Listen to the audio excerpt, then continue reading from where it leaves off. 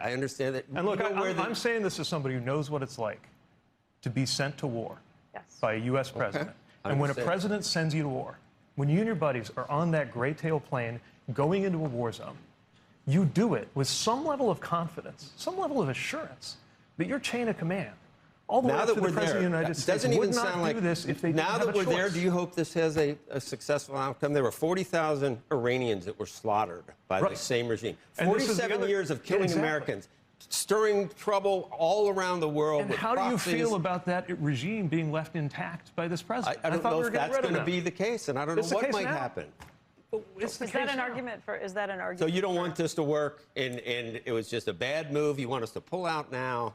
Well, look, there's no obvious way out now, but I want to make sure that this ends in a way that, first of all, our economy can recover, that we're not paying so much for gas. I mean, right now, oil's $100, jet fuel's $200, gas is over $4, diesel's like $5.50. You averaged $3.80 under Biden for 4 years. Yeah, and when we left, inflation was lower than it is today. You accounted for 21.5% price increase. This president took the inflation rate up. This president took the inflation rate up. It's more than 3% year on year. You saw the numbers just come out. It's more than 3% year on year. Okay. Isn't it? Am I core mistaken? It is. The math is direct. Okay. The math is the math. Look, it fluctuates each month from 2.7 to 3%. It's higher than when he got here, Joe. It's not 9%. His central campaign promise was he was going to take inflation and drive it down, and instead he took inflation and it's up. I thought the Fed... It was 3 when he got here, and now it's more. It could not be simpler than that. It's around 3, and we're involved in a war with the street. He said on day one it would go down. He came in on day one, and now it's up. It's up to 3%. It was 21.5% price increases. He promised it would go down over 4 years. Over 4 years, it was 21.5%. He promised it would go down. Democrats own the affordability crisis. Listen to me. Period. Why did the president fail to keep his promise? You don't think Democrats own the affordability crisis? Why did the president fail to keep his promise to lower prices, in your opinion?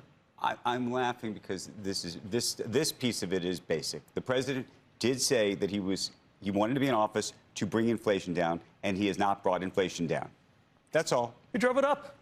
He not only failed, he drove it up. Mr. Secretary, let's talk Tariffs a little bit. have had a minimal effect. You tell a family where I live that $1,000 per household is minimal. From the 21.5% increase that the Democrats... No, we can argue all day about just how bad COVID was and how bad it got and what it took to come back from that.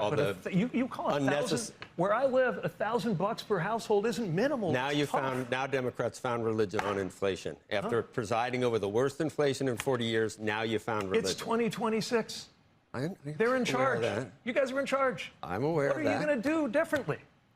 Look, what are you going to do differently to make the prices actually go down like you promised a year ago? Number one, we got to get through this war, and you've heard people... We got to get through this war. We didn't have to be fighting this war. What are we doing? That's a matter of opinion. You can't say that. It's a matter of opinion that I share with most Americans and a large number of Republicans and a whole bunch of MAGA people who bought into this president because they actually believed in what he said he wouldn't get us into a war. 75% Republican approval for the war.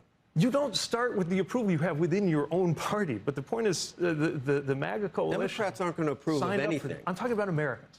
Americans disapprove of the president, and they're right to do so.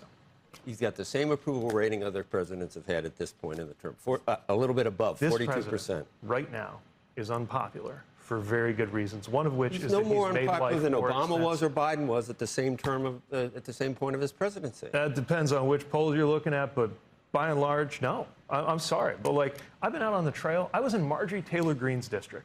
Marjorie Taylor Greene. This is a Trump plus 38 district, or it was. I know the numbers. We had 500 people. You'll get a chance to prove that in November this year. Okay. We had a chance to prove it last week. The Senate might go. I understand that. Yeah, because people are... Presidents make difficult decisions, obviously. Yeah, but usually they make difficult decisions to try to make other people better off. This president's made decisions to make himself better off. That's definitely happened. If you're the kind of person who can pay $1 million for the entry fee to Mar-a-Lago, then you're doing great.